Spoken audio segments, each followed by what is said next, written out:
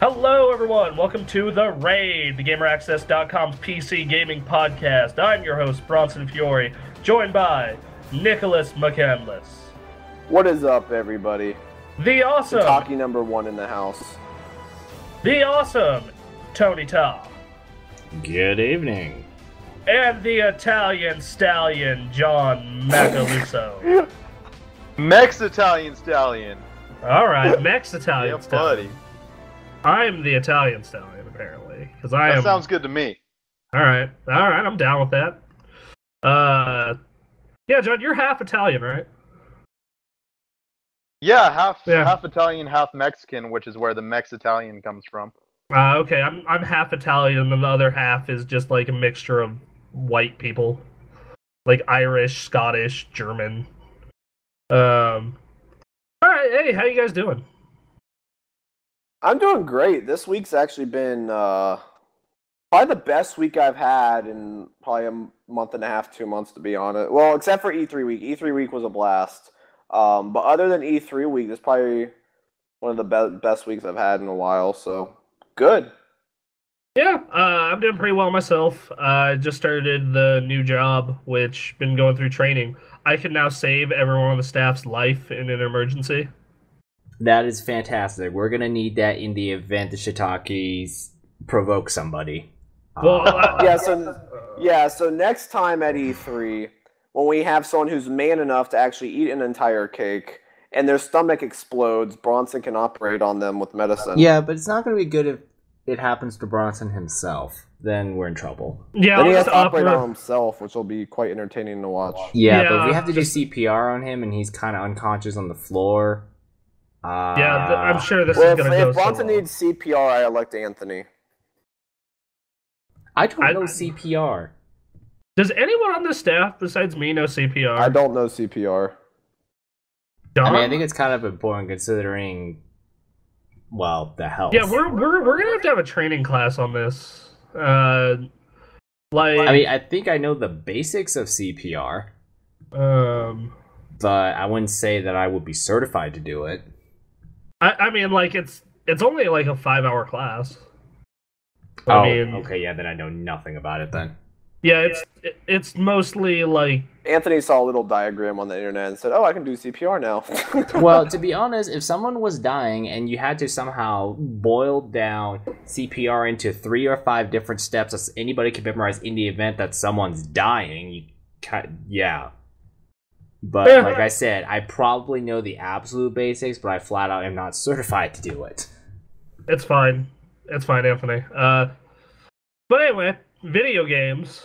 We like those things. Yeah, in video games, if someone falls flat on the floor, we call that a wipe, and you hit the respawn button, and all is fine in the world. Yeah, man, Or someone just throws some liquid at you, and all is okay, too.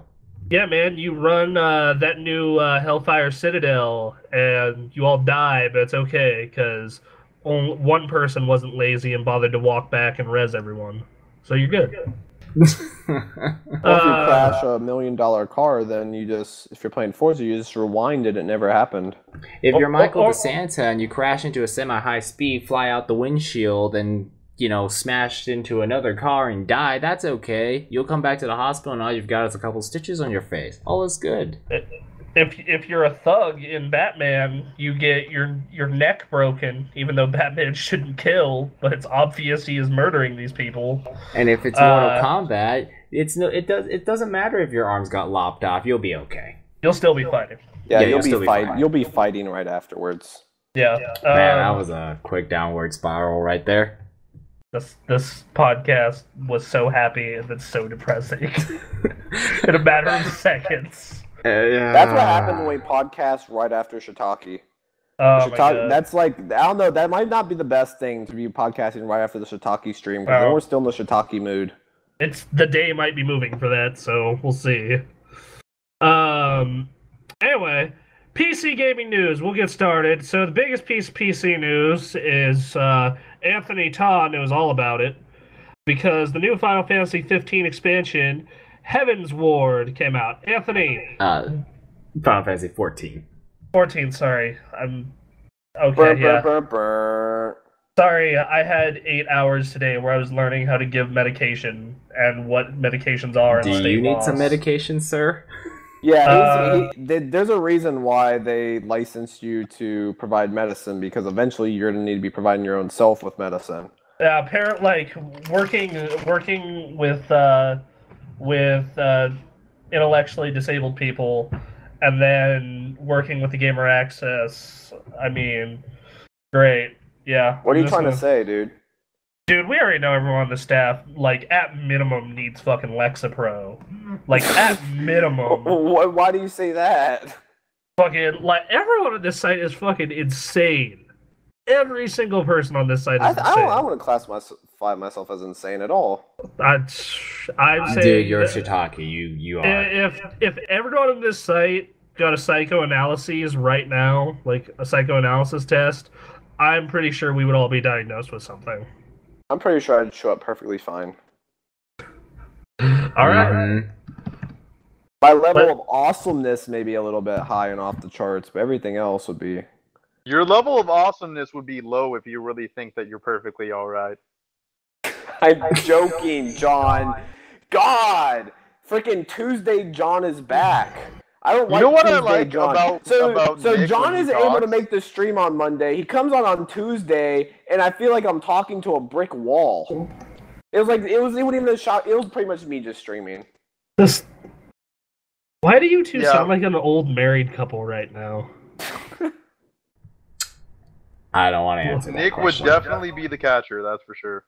Oh, keep thinking that one. You guys are a cute couple. Thank you. We have people tell us on the stream all the time.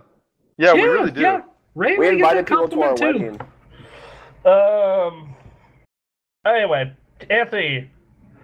Final Fantasy XIV Heavensward. New level cap of 60. What else is going on? How's the launch been? How was the pre-launch?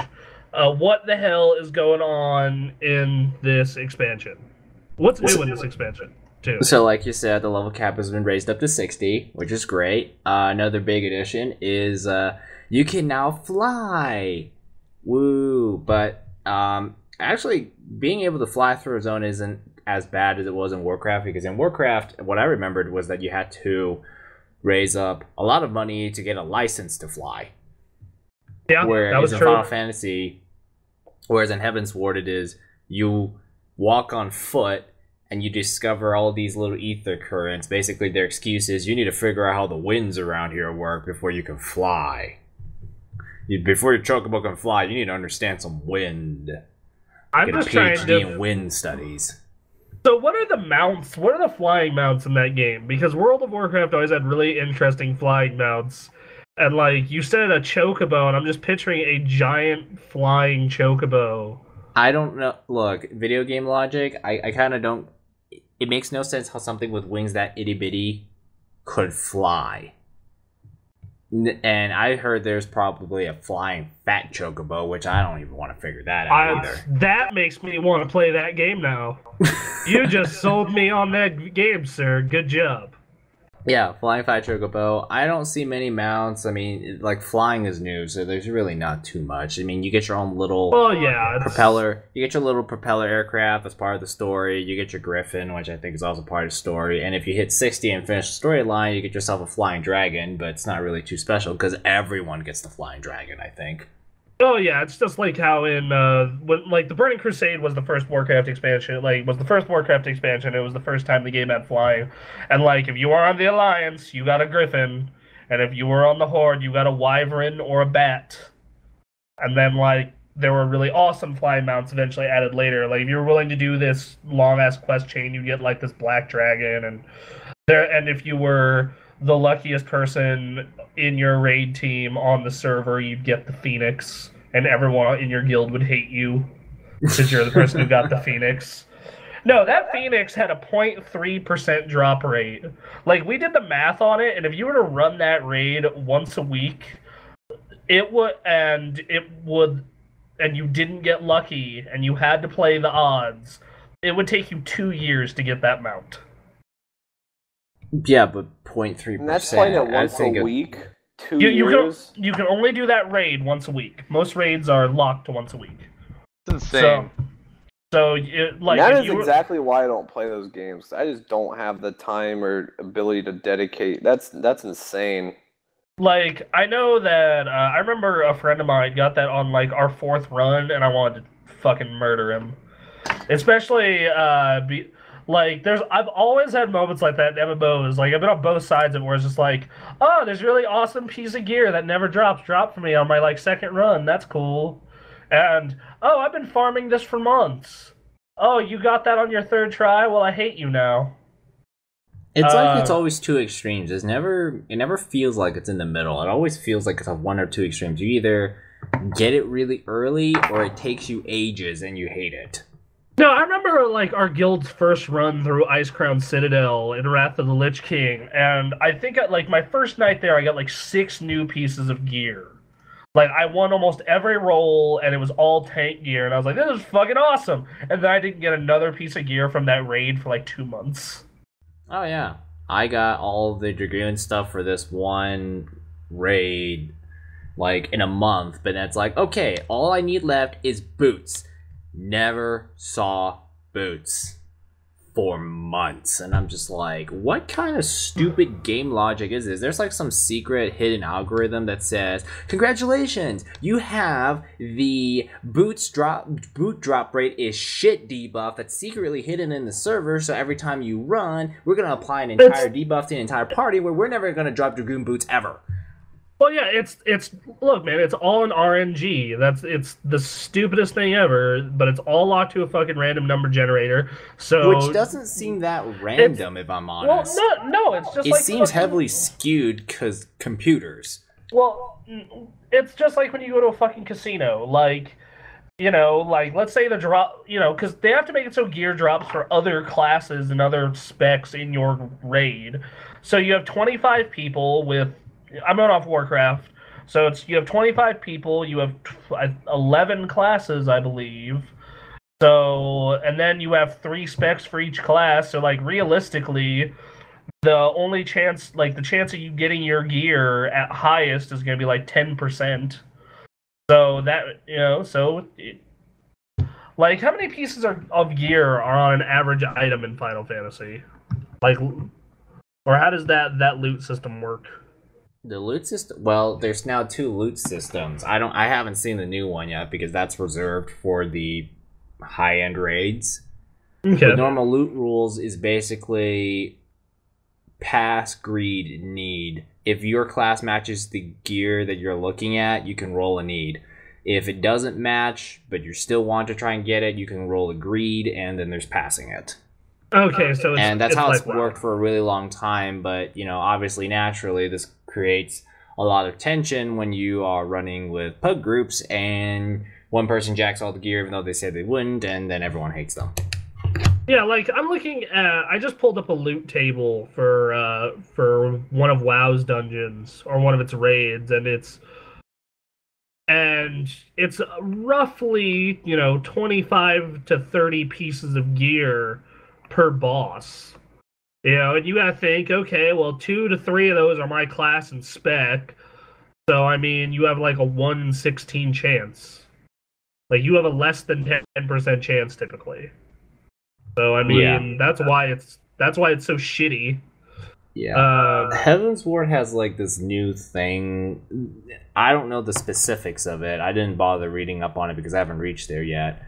But you have a loot master. So I'm not really exactly sure how those details work. This is not gonna do well outside of a guild. I'm telling you right now. The second you say those words, because the loot master takes everything for himself or one person. Yep. Makes sense. Yeah, just don't give loot master to a tank. Because tanks have like the highest D-bag factor of all the classes in the game. But anyways, yeah. Things in Heavensward, well, yeah, there's 60. There's flying. Not many mounts, but I'm sure they're going to put a lot in the future. I haven't seen any. Everyone just basically defaults to their chocobo, their little flying object, or their level 60 dragon thingy. Other things that are new. Basically, you get a giant new zone. Welcome to Snowland. Welcome to a place where it is mostly cold. You have one city. That's it, just one city total. It's Ishgard. Very fancy place with lots of stone and pillars and a giant church of all that kind of stuff. And then you have colossal wide open zones. Like, one of the things that Final Fantasy XIV kind of had an issue with was that because you couldn't fly and everything was on foot, they had a lot of small zones connected to each other, so it just felt a little small. Well, they solved that. You now have like only 4 or 5 super huge zones, and walking through them is like walking through Skyrim. Good and bad. Good news, wow, look at all the space you have. Bad news, I spy with my eye things that all look the same, and not to mention, oh hey, I want to get to point A, cliff. I want to get to point B, giant chasm. So, traversing that game on foot is a pain, and it's a headache in itself. It's like walking through Skyrim. So, I don't know how to feel about that point. Okay. As for the questing, I feel like they've done a worse job with the questing this time around. It's not absolutely garbage, but it's really trying, because here's a story. The main quest line, basically the main quest just kind of walks around, and then side quest shows up along the main quest. So you could stop your main quest, do all the side quests before you push the story forward, which unlocks another bucket of side quests. The problem is that they give you so many side quests that don't really give too much experience, that you could be doing like these forever, and it feels like a giant drag, and it's very tiring. In addition, it doesn't make sense in the story, too. For example, the story says, oh no, giant dragons are coming to assault our city, but first, if you want to do your side quest, we're going to go hunt chocobos, time to hunt a gazillion Moogles, find all the fucking Moogles, and they're in obscure little locations, so you're running and flying around, searching the same spot 15 times in a row. Anthony, I showed you that video. Time to play. Where's Rexar? See, the good news is that this isn't Rexar, because at least these targets don't move. Fucking, that's lucky. Rexar. Man, I'm just gonna randomly roam around Desolus until you find me. Good fucking luck. Yeah, pretty much. But even then, it's like, I freaking hate Moogles now. Okay, I hate them so much because they gave me probably 20 or 40 quests where it's like, go find that Moogle. For some stupid reason, everything is like a what did they call it again? It's like a Lost and Find kind of BS. A fetch quest. It's just so much. It's so much damn fetching in this one zone that it drove me. I hate Moogles now. I'm just like, if you ask me one more time to find a frickin' Moogle, I'm going to take you out, and it's not going to be pretty. And I don't want to make that graphic, so that's why I'm putting it that way. But anyways, the questing is okay. It's pretty much standard MMO stuff, really. Go fetch this, go talk to this person, do certain emote, collect 5 of this. Pretty standard stuff. In fact, the side quests actually are bad enough where a lot of people actually ignore them. They're not mandatory. What they actually do is that they only do the necessity ones that helps unlock the ability to fly in that zone. And what they instead do is run dungeons, because why in the world would you want to quest and fly around for hours when you can just kill stuff for the optimal path of efficiency to leveling? See, that's actually one thing that I always really appreciated about World of Warcraft is, like, both leveling options were completely valid. So if you just wanted to dungeon grind your way to the new cap, you totally could. But if you wanted to quest, you totally could.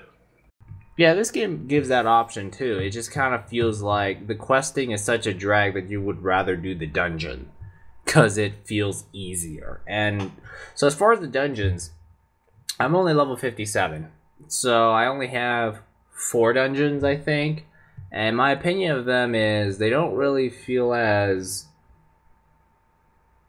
They don't feel as good or as cool as the 2.0 dungeons in A Realm Reborn. They feel kind of easy, and I don't know if this is because everyone knows how to play the game now, which makes it a lot easier to figure stuff out. Oh, ads just came in, kill that. Oh, boss just dropped stuff on the ground, run out. It's not too bad, they just feel kind of long. Takes like 30 or 40 minutes to complete one or something if you're not speeding through it. But, dungeons are okay. As for the game's look, hey! They moved up to DirectX 11. I didn't even realize that the 2.0 ran DirectX 9 until they put out the benchmark.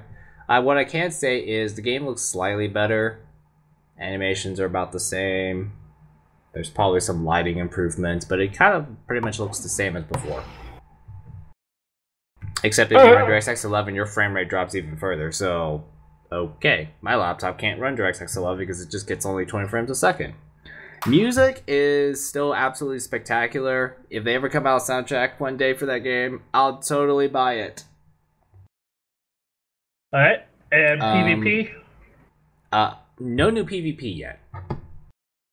If anything, if there's one thing that I feel the game kind of sucked at, it's PvP. Because they just kind of... They put it out, and for most people, it was just an interesting curiosity for like a month, and then they just dropped it. That's a real shame. Because every new patch, it's like, yeah, every new patch, it's like, oh, here's a bit more for PvP, but new raid. Yeah, it's basically like that. PvP, there's nothing new for PvP in this expansion. There's new classes, or we call them jobs, because what happens is that you have classes that go up to level 30, and then you have jobs that upgrade those classes, so you go from a gladiator to a paladin, and you go from an archer to a bard kind of stuff. These are just straight up jobs. There's no class attached to them, so they all start at level 30. There's 3 of them. You have Dark Knight, which is a tank. You have Astrologium Thing, which is healer.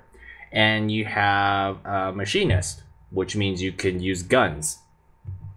I haven't played any of those 3 yet, so I don't really have an opinion. But I did play Dark Knight at E3, and it's pretty interesting. That's all I really know so far. All right, right on. Basically, from what I've seen of Heavensward so far, oh yeah, the story. I don't know if it's because I've gotten tired of it or if it actually did get worse, but I feel like the story got a lot more pompous. The wording got really pompous because it's like, how fair thee, like they can't use regular English anymore for some reason. They just it's like thesaurus overload is my way of putting it. And as far as the actual plot, it kind of feels a little weird because yeah, there's going to be a dragon war happening between the regular people and the dragons, but at the same time, I've noticed I spent a majority of my time running around hunting chocobos and helping people do various things for these side quests, so it's like, huh. And the story is just kind of moving along at an okay pace. Yeah, well, cool. It sounds like, would you say that if you are a lapsed player or a new player, it's easy to get back into? Or get a new period? Yeah, you can get back into it. Yeah. I mean, it still plays pretty much the same. Alright. It pretty much plays exactly the same, which... So, I think Heavensward is okay. Kinda good. But I'm not really feeling that magic that I was feeling when A Realm Reborn came out a long time ago. When 2.0 came out. 3.0, it just kind of felt like, here's more of the same.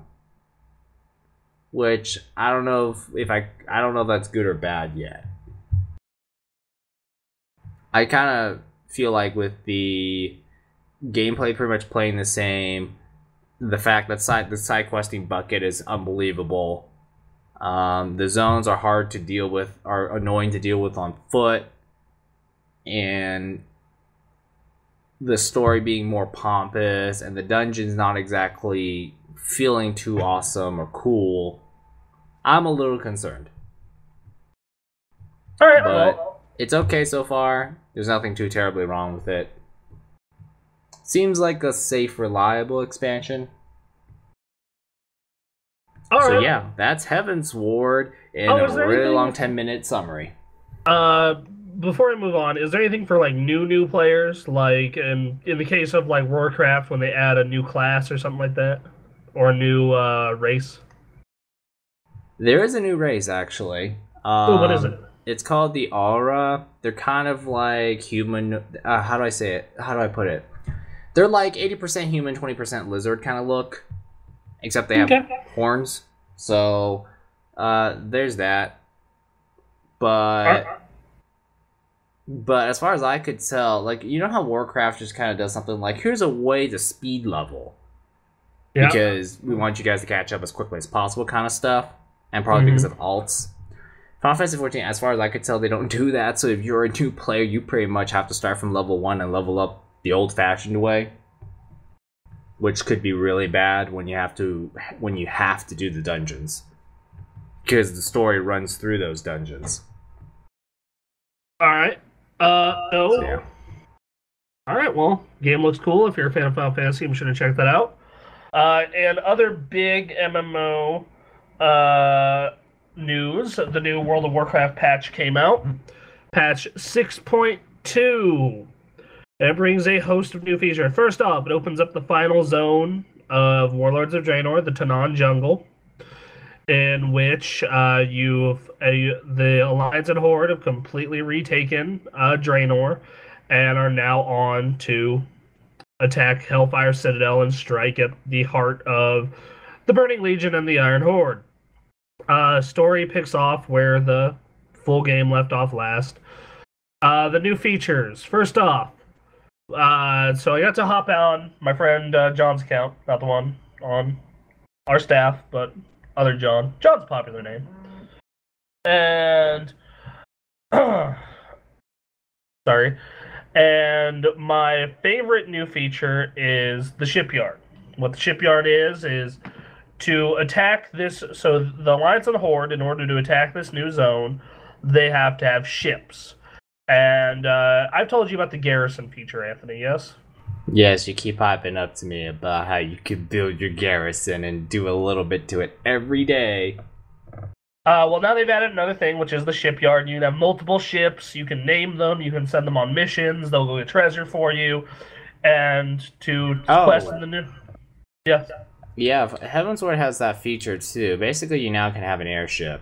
Well, you have to build it first through resources that you and your guild have to contribute. But yeah. Okay. Well, this is on a personal level. So there, you have like all these ships, and you send them out to do quests for resources. Sometimes they'll be for epic loot. Sometimes they'll be for other stuff. You build better and better pirate ships, and it's actually attached to your current base. It does use the current garrison resources, and you'll actually need to drill oil to get a level 2 and level 3 shipyard. And it's all in the new zone. That's where you collect it. And you can actually set your crew, and certain crews give you certain bonuses. So, like a all Tauren crew gives your ships a 50% experience bonus. And you have different ships that have different abilities in battles. So, for instance, submarines can sneak up on other ships. Destroyers counter submarines. Battleships have long range to kill destroyers. This sounds like an RTS. Airship. It's like Warcraft airships. The RTS game. If they want to make Warcraft 4, I'm A-okay with that. Yes, please. But no, it has all these really cool things that you kind of just do through this menu and send your followers on quests and ships and whatnot. I've enjoyed, I have enjoyed going on Tumblr and reading what people name their pirate ships. I mean, that's essentially what these are. They're fucking pirate ships. The Tanan Jungle is the new zone to quest through. It's really neat because like half the zone is like this normal, really cool looking zone, and then the other half is corrupted by demonic magics or all these fell creatures. Yeah, like the questing has been as good as it's ever been. I'm glad there's more questing because one of my beefs with Warlords of Draenor is I thought the questing was so good that I was actually disappointed when I finished every zone. So I am glad there is more of this, and it still lives up to that same level of quality. I just wish I was doing it on my characters and not my friends' alts. They've added several new pets that are all fell pets. Anthony, fell like demons. And one of them is a fell corgi. It is a fell puppy, and it is adorable. Okay. If you have bothered to grind out a pet battle master in your garrison and have a level 3 one, you can defeat these legendary pets once per day, and then you will get fell touch pet supplies to get fell pets who are super strong. Let's see. So yeah, they've added a bunch of new pet battling stuff in the expansion. So for those of you who like Pokemon, pet battling, that's there for you. Another new one is time walking. The time walking patch is the time walking part of the patch is every week they'll pick a couple of dungeons and say, hey, this dungeon from Burning Crusade, Wrath of the Lich King, or just those two right now is replayable, and we're scaling it to level 100 with special gear and special drops. Cool. So for those of you who are fans of the Architrage, Black Morass, Manitube, Shattered Hall, Slave Pens, the Old Kingdom, Gundrak, Halls of Lightning, the Nexus, and Utgard Pinnacle, there you go. The question I have for this, who the fuck picked the Nexus? That, in my opinion, is Blizzard trolling people. For those of you who don't remember the Nexus or weren't there back in Wrath of the Lich King, it was this dungeon that was entirely on the back of dragons, for the most part. Now, Anthony, does that sound like a cool idea? It sounds like an absolutely brilliant idea. It's a cool idea in concept, fucking awful in practice. So, here's right. Yeah, I could see how it is. We've got this great epic battle, but an old game engine. No, that's actually not it at all. The game controls and looks great. It's the fact that there's 3 different dragons. One's supposed to be a tank, one's supposed to be a healer, 3 are supposed to be DPS. But most people didn't bother to read what each dragon does or their abilities, so they're just dying over and over and over again and doing terrible and whatnot. Once you figure it out, it's actually a really easy, really fun dungeon. But most people weren't willing to do that, so it's just this act of frustration where you enter Dungeon Finder, go to the Nexus, and die over and over until you either quit or were given a competent group. So basically people don't read. Yeah, basically. Which, it's a real bummer because that dungeon could have been really cool. And actually there's some really cool achievements, like doing it with nothing but healing dragons. Or doing it with nothing but bronze dragons that slow time. Because you get control of a bronze, a green, and a red. Red can shield people, bronze can slow time and do damage, and then green heals and does a little bit of damage. I don't know. I think it's cool. Like, it technically adds more dungeons to the games and more ways to get really good loot. So that's always a good bonus. Next up, the new raid, Hellfire Citadel. It has a total of 14 bosses. You have to have an item level of 650 to enter on normal mode. The full version of the dungeon is out, 3 days ago when you're listening to this. And if you do shit via Raid Finder, I apologize, but the full thing won't be out until August 25th. Wow. From what I got to see of it, it looks cool. The art is gorgeous. The mechanics look really neat. It's going to be part of the Legendary quest line. and you get to kill Arkham again. So if you're a fan of Warcraft 3, that's always nice, I guess. Yeah, really thick new patch. So everyone that complained that 6.1 didn't have enough content, I guess this is why. They're working on a super patch. All right, so we got 2 more pieces of news. Yes, sure John and I just want to say that entire like 30-40 minutes that just passed, you guys spoke a foreign language. I had no clue, like chocobos and this raid and like this happens. Oh come on, and everyone then you knows do what this, a chocobo and I'm just is. like, oh my god, yeah, that's like it's the jargon like when we start talking something. about raids and team compositions and AOEs and DOTs. And, I don't know what any of that stuff is. What else? Speaking of team composition, we have some more Heroes of the Storm news. Okay, so it's going to continue. Okay. at least I will hide in my little corner. At least John can participate in this one. As an MMO, at least, or at least I hope. But yeah, the original raid is coming back. That's what this show's been so far. So there's a new expansion for Heroes of the Storm that is out. It is coming out. It's called the Eternal Conflict. It adds 2 new maps. One of them is the Battlefield of Eternity, which is Hell versus Heaven. It's Diablo styled. The other one they haven't unveiled yet. This is all Diablo styled. Everything about this expansion. They have released 2 of the 4 new characters. One of them is the Butcher from Diablo 3. One of them is Johanna from the expansion to Diablo 3. And then they have a Goblin Infiltration, which is these goblins that are on the map that have daily quests, and they need to kill certain things on a map, or first goblin kill of the day will give you extra gold and things of that nature. John, have you heard anything about this? I haven't, no. Great. Super. If it's MMOs, then John and I are just going to be silent. Well, this is a MOBA, and it's something that I should know about, but I've been aware that there's been new news, just haven't really looked into it. You can count me on MMOs and MOBAs. There's also some new skins. Like, one of them is Murky, the Murloc, in like this holy armor.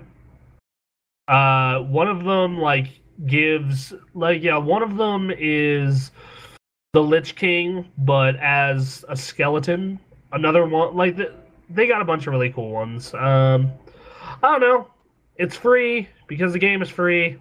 I'm always happy to see new battlegrounds, new characters.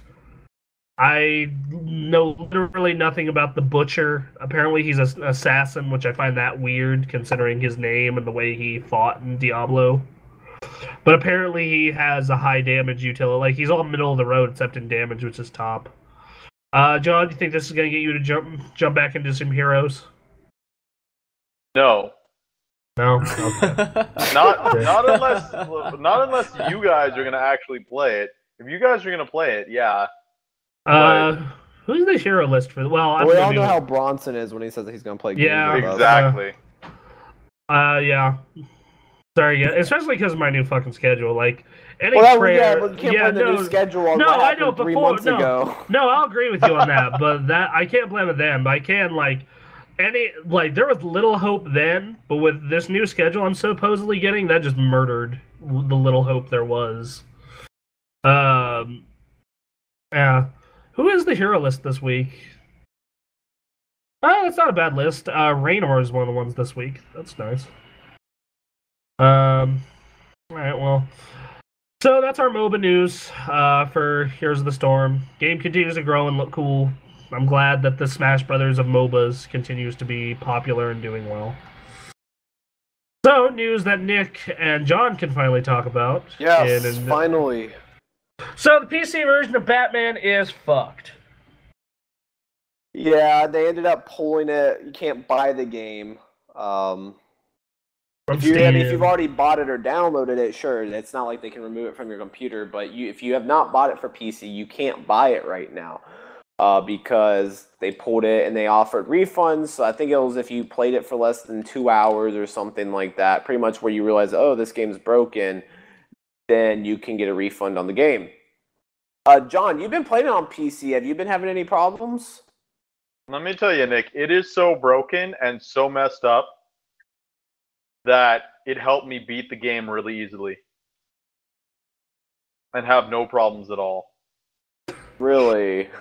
I swear, man, it's just people complaining about not being able to max out their stuff right away. And like, I mean, I understand that they paid $60. They should have a full 100% finished product.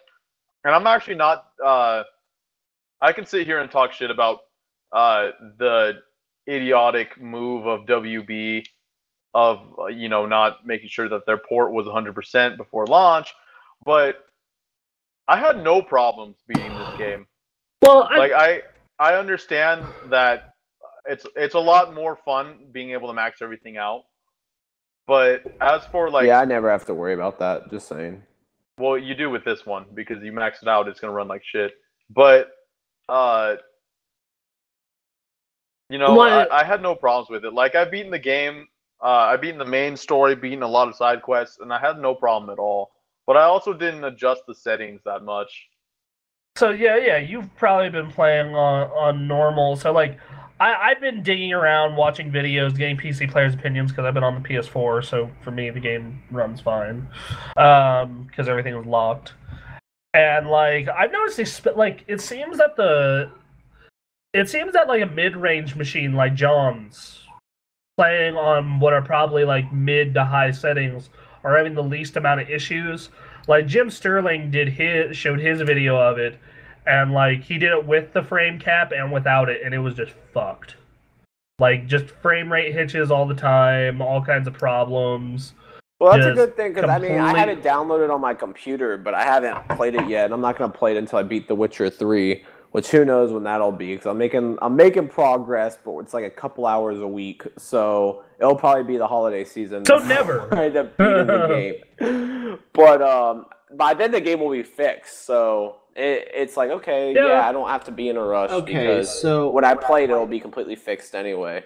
My question is, and then my question is, sorry, I forgot one thing, and that's they also locked the frame rate to 30 frames unless you went into the config file and fixed it.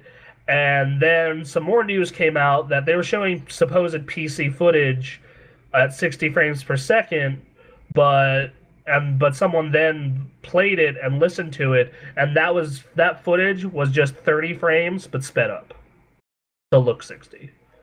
Yeah, I have no problem waiting. Like I said, I have The Witcher to go through, so I have no problem waiting till they fix the PC version. And the funny thing, well, it's not necessarily funny. It's kind of sad. There was a guy. He used to be he's a QA guy for Warner Brothers. Obviously, his name wasn't released, but he's come out and said that they've known for months before release that the PC version was super bugged. And you have to. If people are playing the game and they can instantly tell it's bugged, obviously your QA people know that it's bugged.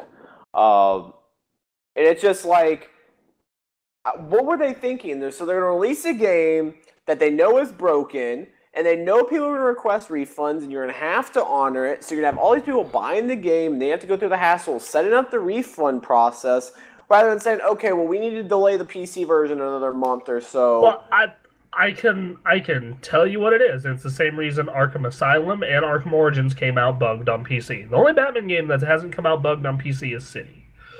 So I can tell you exactly what it was, and it's the fact that they know that most of their market for this particular game is on consoles, and they know that the majority of, they were willing to take the hit. They knew most of their money was coming via this, and then they figured, well, it's better to take this bad hit than have to release the PC version later, which is dumb logic, but that was stupid logic. That makes no sense at all, because there's no benefit to them releasing the PC version at launch if it's good, because they're not getting sales, because people who are buying it are getting refunds. You're losing money and you're getting bad publicity from it. Yeah, but or some people are doing what you did, where they're well, fuck it, I'm just gonna wait and not get a refund. Well, I got it for free with my graphics card, so. Yeah. So. That's but people that would probably want to buy it and play it instantly are PC enthusiasts, and they want to play this all maxed out. It wouldn't surprise me those people are probably getting refunds. They're so upset. Oh no, yeah. Oh yeah, I'm a huge Batman fan. If I got the PC version of this shit and it didn't run well on my PC, I would have been super pissed. I would have been super pissed. I think that they just wanted to make that date for consoles and have it out PC at the same time, even if that meant, hey, we're going to give it to the studio to port it. Stupid. Well, the game industry makes terrible decisions all the time. So, I mean, it's not really a surprise anymore.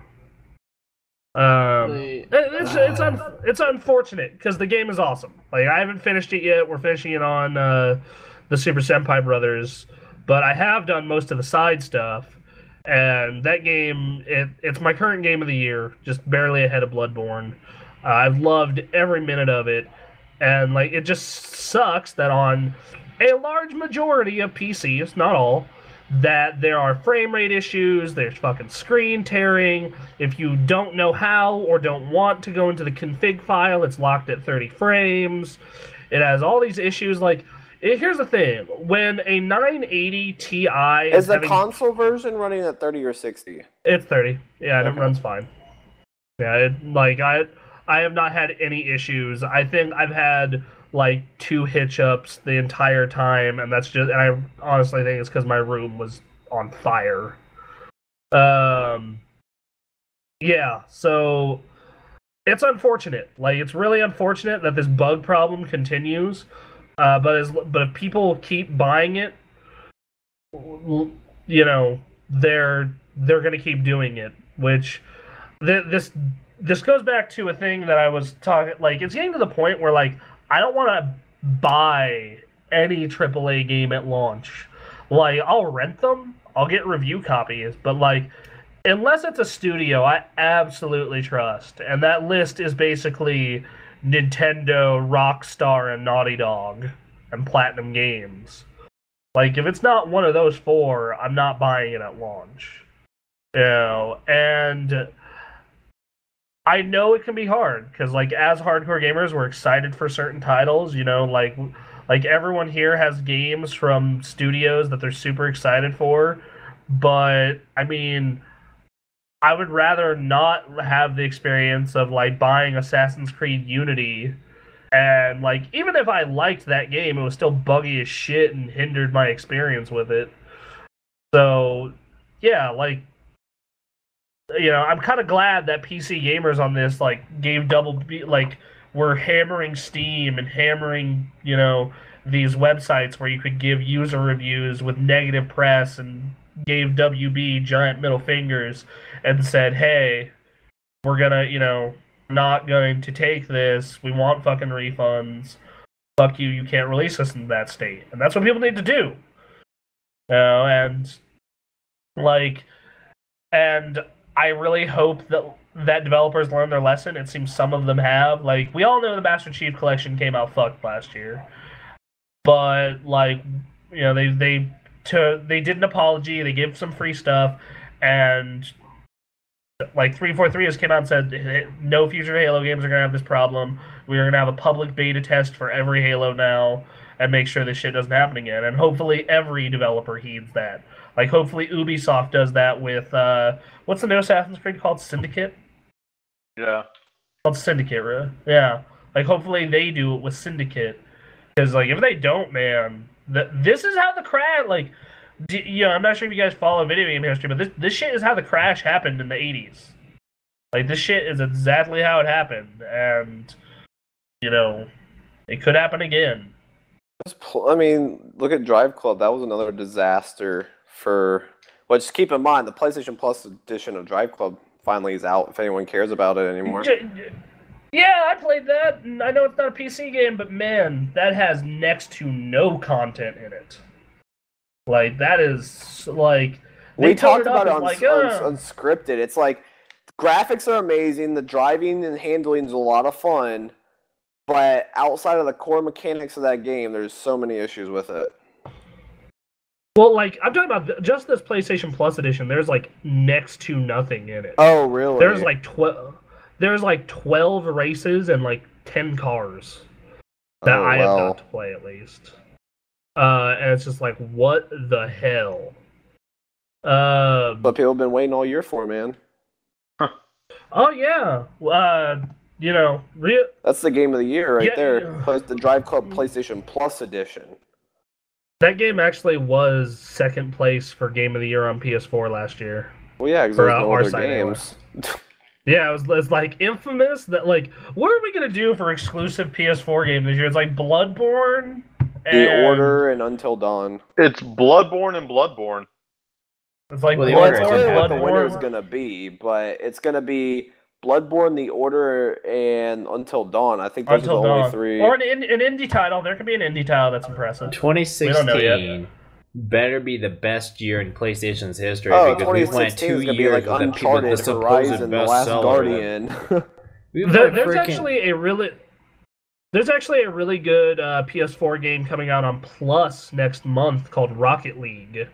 So I mean that could place it. Like I'm kind of curious. Like every year we do Game of the Year awards and we have platform exclusive awards with the best exclusive on each platform. It's like okay, on the Wii U it'll probably be like Star Fox or Yoshi or Mario Maker or something like that. And then like on the PS4 it's like Bloodborne and then Rocket League or The Order maybe, even though The Order wasn't that great.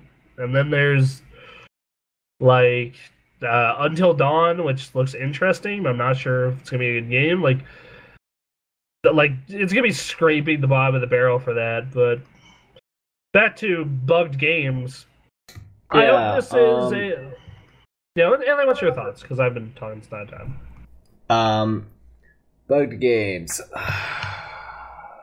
I feel like that game probably that version needed another month or two before it's good. And I feel like what's gonna happen. This happens a lot.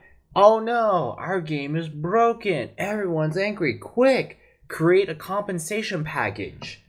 Here's our compensation package. All is forgiven. Like I don't think that's the case. Look at though, the Master Chief. Look at the Master Chief Collection thing. Came out, and what's one of the reasons why you would buy Halo is to play online with your friends and against other people. That's like a big deal. Didn't work for 2 or 3 weeks. Everyone got angry. Well, guys, we're very sorry. Here's a compensation package. ODST is happening. All is forgiven. We're small, and it's a thing of the past. I don't think it was necessarily forgiven It happens to so because many games that I'm just like, ugh, I'm done. People were still mad about that until it was like fixed, and it wasn't fixed until February. But all is forgiven because Halo. I mean, the fact that it's like you guys have been making Halo multiplayer, like freaking Microsoft has been making online. Whatever. They had Halo, and Halo's been online for well over 10 years, and here comes a collection, and it doesn't work. Yeah, like it was. Who's really your networking team? Like I'll tell you what it was. Microsoft needed something for the holiday season that wasn't Sunset Overdrive because no one wants to throw a new IP out to the wolves and bank their entire holiday on it. And Microsoft just needed something. And they're like, all right, this works on our end. We're not going to do a public beta because we got to get this fucking game out, so fuck it. And just, it didn't work. And I look at that in particular, and I'm just like, well, why is it that Halo 2 launched in November 2004, and I got the first night it came out and played it online that night, and it worked perfectly. 10 years later, almost to the day, I think it's about a 4-day difference. This new thing, I could not play Halo 2 online at all. Like, you could probably get into one match every 30 minutes if you were lucky. And that's fucked. Like, this isn't... They're not reinventing the wheel with this. This isn't fucking John and like... we played a little bit, and it still takes a long time to get in matches.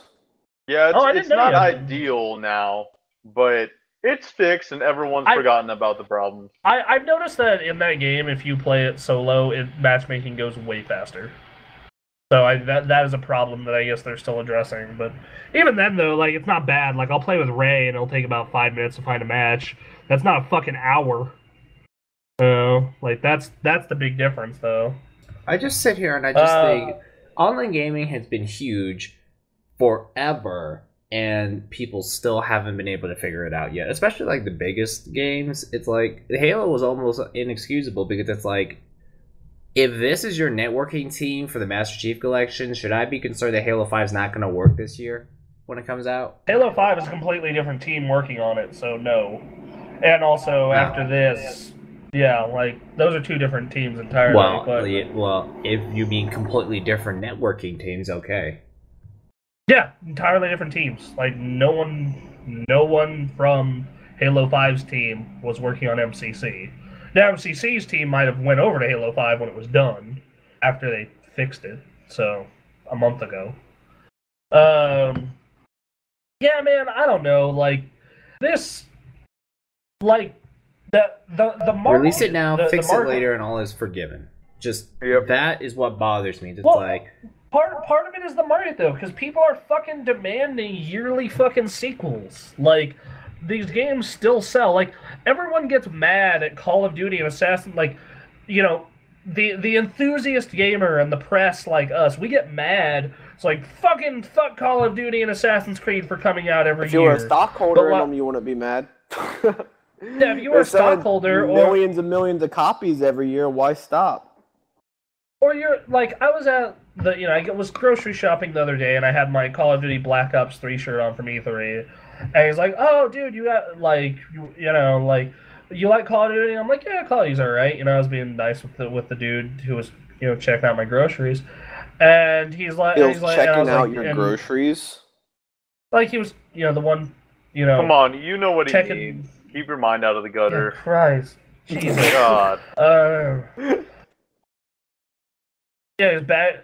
Anyway, what I was saying. I was like, yeah, I was at E3. I got to see a quick demo reel of the full multiplayer. It looks cool. And he's like, oh, right on. I like playing it every year. I'm looking forward to Zombies and the new one. I'm like, all right, well, that's cool. And I kind of went on my way, and like, that's the dude who buys like 4 games a year, maybe 4 games a year. It's like he'll buy Call of Duty, he'll buy FIFA or Madden or whatever his sports game of choice is. He'll buy something out of the ordinary like a Batman or a Last of Us or something like that, and then maybe one other title, and that's his year. Like, it's not like us where like this year I have bought Batman and Bloodborne and Zelda, and I intend to get Shovel Knight, and I intend to get Metal Gear and all these other fucking games throughout the year. And I'm the enthusiast press, and then like when I see a game like Call of Duty normally or Assassin's Creed, I'm like, ugh, another one. Versus the general public and the general gaming population, they're still demanding this title. They want that yearly Assassin's Creed. They want that yearly Call of Duty. And, like, I can't get mad at Activision or EA or anyone for, like, just going where the money is. I can get mad at them for not doing quality control and spacing it out, like, spacing their releases out a little more. Like, if you would have given Assassin's Creed Unity, like, 2 more months and just put it out in fucking January, it would have been fine. They're not going to do that. It's not going to sell as much. You know what? That has been proven to be false. That has been, like, games come out, people buy games all fucking year. Certain games, yes. Like, if you launch, like, a Halo or an Uncharted or a Gran Turismo, yes. But a game like Assassin's Creed is a game that a kid doesn't necessarily... Like, I know speaking from my experience, like, when it came to Christmas time, I'd ask for games that weren't necessarily, oh my god, I have to have it, but were games that I wanted. So, versus... But what other games come out in January?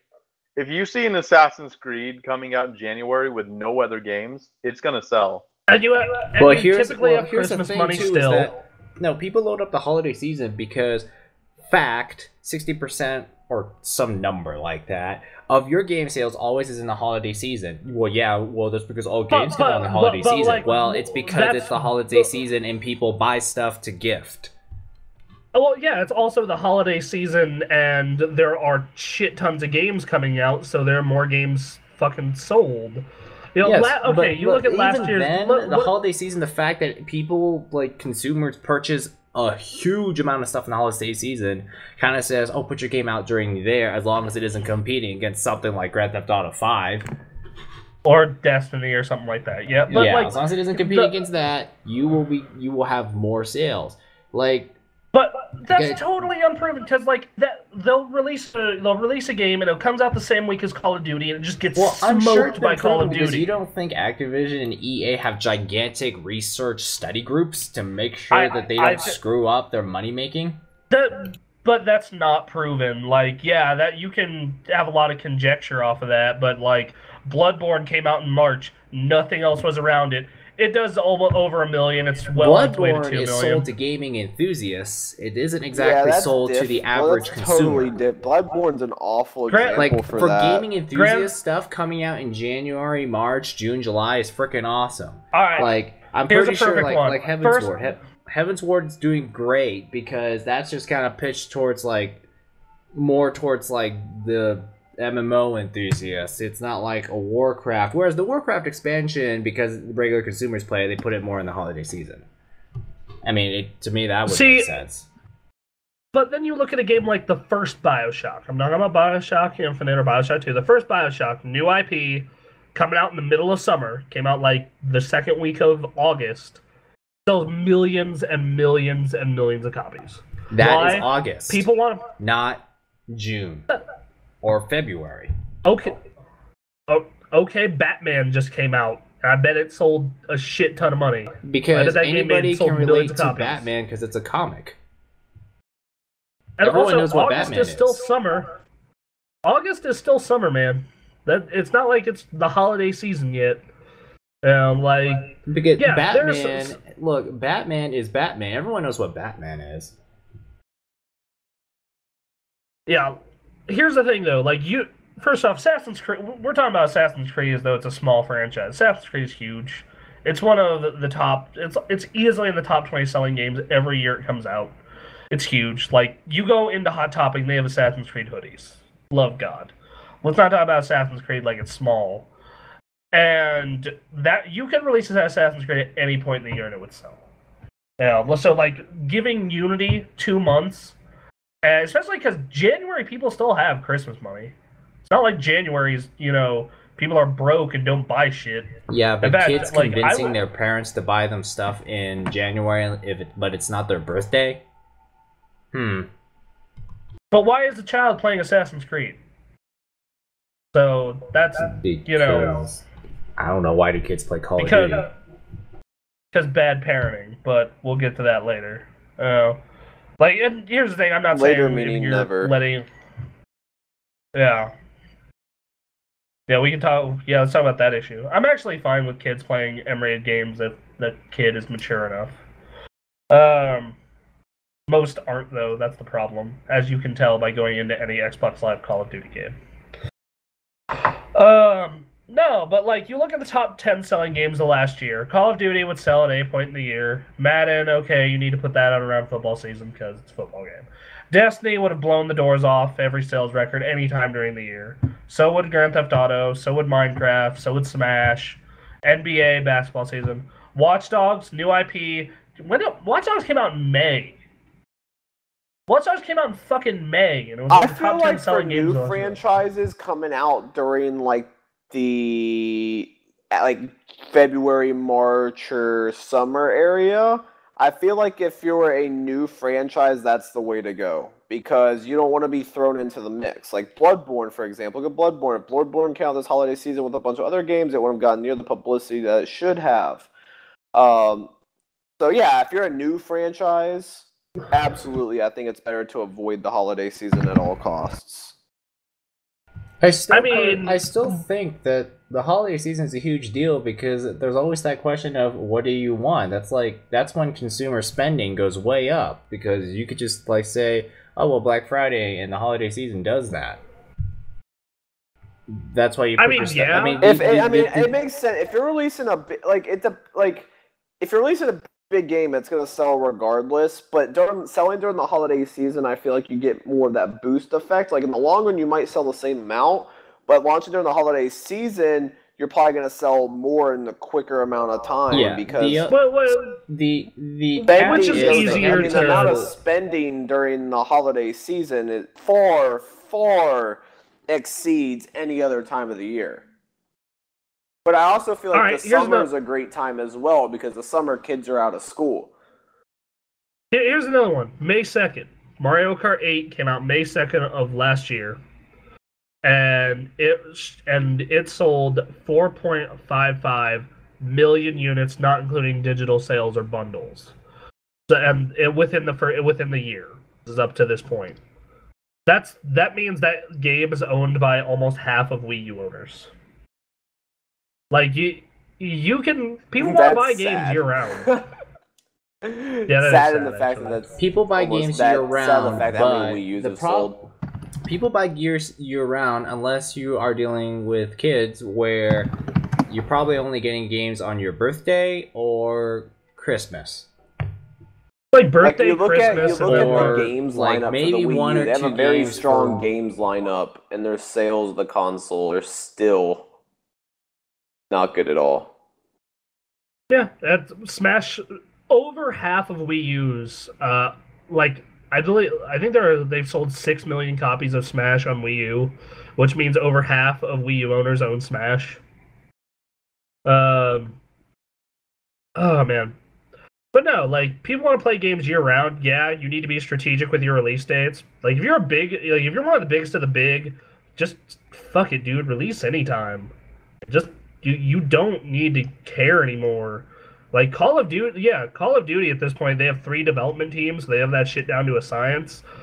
Like if Assassin's Creed Syndicate looks like it's gonna be buggy, broken, and shitty, and it needs 2 more months, great. Take 2 more months. Assassin's Creed will sell great in January. You know, like Batman got delayed like 6 times. PC version was still broken.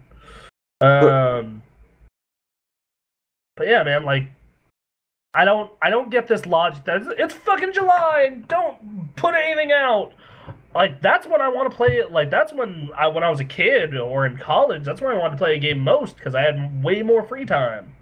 Yes, Like during but the you also summer, think, when like, I do went- most kids actually have spending money? You have to go through their parents, which may I be. think, well, I mean, that's very specific because like I had alternative ways to earn money because my grandfather and dad liked to incentivize me to work for their business, and then like like I said, I had an allowance that I could like save up. I think if I saved my allowance for an entire summer, I could maybe buy 2 games. That sounds about right. But that means not spending on anything else, which I'd never do. So, like, I'd save all summer, buy a game, basically. But yeah, like, the thing is, though, is during the holiday season, Nick, on average, how many games would you get for Christmas? Probably I'd say maybe 6 to 7. Damn. Okay. Anthony? Really depends what year it is. All right, well, I'd let's say say about like 3 or 4. 3 or 4. Yeah. John? 6 to 7 sounds about right.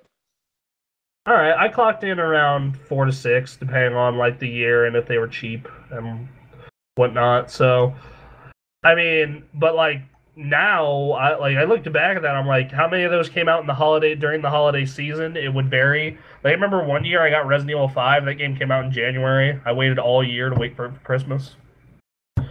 So, but like, especially if you're like releasing an adult game. Oh yeah, The Witcher sold millions and millions of copies. It came out in May. So I don't know. Like, people buy games year round. There's like, if anything, staggering your releases is almost beneficial, especially if you're going after the hardcore market. Because here's the thing, yeah, kids are great. It's great that kids want to play your game and you sell to kids. But the people who have money to pay for games are like ages 24 to 40. That's who's buying the vast majority of like tons of games. And those people do buy games year round.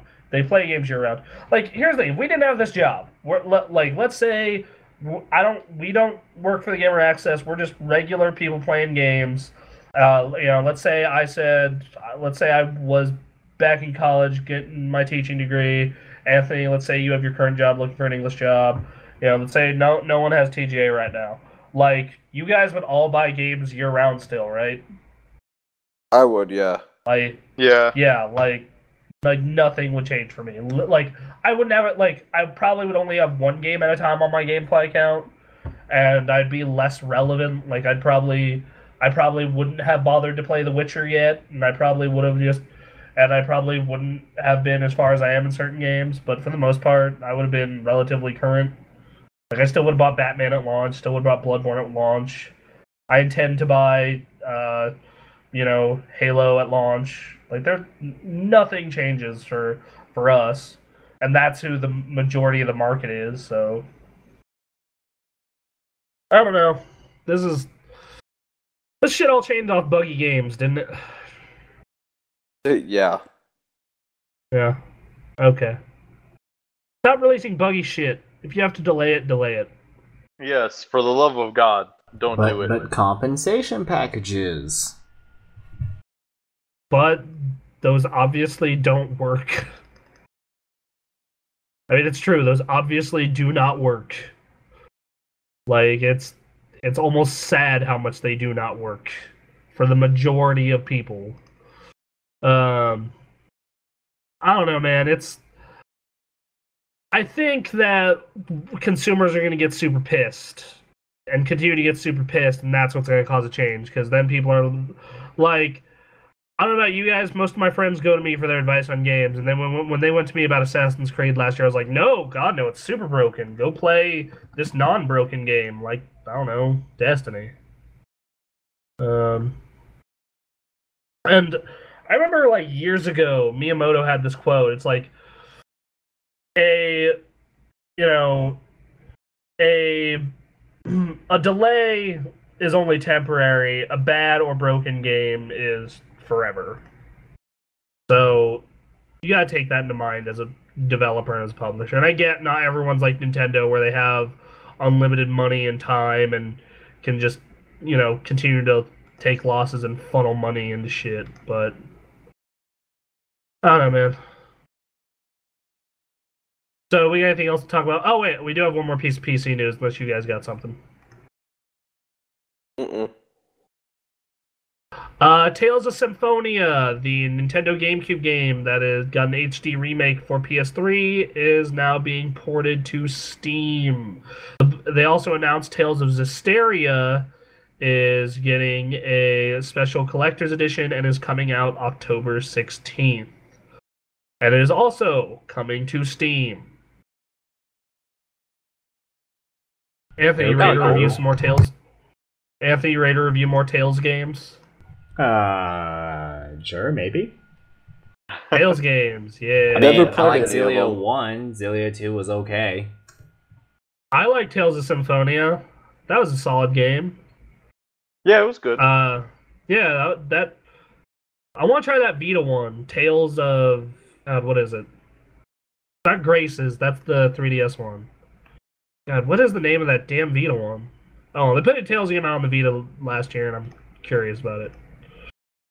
All right, well. Anthony, do you know if we got any comments on the last raid? I know it's been a while. Let me check. Jeopardy music, please. Wait, what? Jeopardy music. We tried that last night, Anthony, and it did not work. Yeah, well, that's because the website decided to hang up right when I click on the link. No, you just took too long. No, I blame the website. I'm messing with you, Anthony. Oh, I know. This room is on fire right now. Okay, let's make this podcast last a bit longer then. All right, sure. Sounds great. Oh man, my internet connection just dropped. Bye, guys. Really? Because it's funny how you saying that right as and we can hear you. Yeah, you liar. That's when you gotta learn how to cut. You gotta pop out your voice. You be like, the internet is it chopped up being out. Yeah, guys. but then the dog would bark in the background go. with absolute clarity, and I'm like, Yep. Knowing my luck, that's exactly what would happen. And for some reason, the raids page is not loading right now. Oh, it's. That's great. It's probably Nick's fault. Hey, John had a new review. As long as we're promoting stuff. Yeah, yay, reviews. Yeah, reviews. Batman review will be up as soon as the Super Senpai Bros finish the game. Figure all that. We have a lot of Batman content over the next week or so. Our only comment is spam. Great! Awesome. Should we not reply to that? What's it say, Anthony? I don't even know how to pronounce it. Try. Please try. I can't read it. Alright, well, that has been The Raid, everyone. The GamerAccess.com's PC gaming podcast. We'll be back next week with more fun PC gaming stuff. Please check out our other shows, such as Playing God, Super Mega Awesome Go Playtime, The Gamecast, and 6 Minute Access. Please follow us on Twitter at The Gamer Access, twitch.tv/TheGamerAccess, facebook.com, just look up The Gamer Access, and we will see you next week. Goodbye. See ya. Bye. Peace.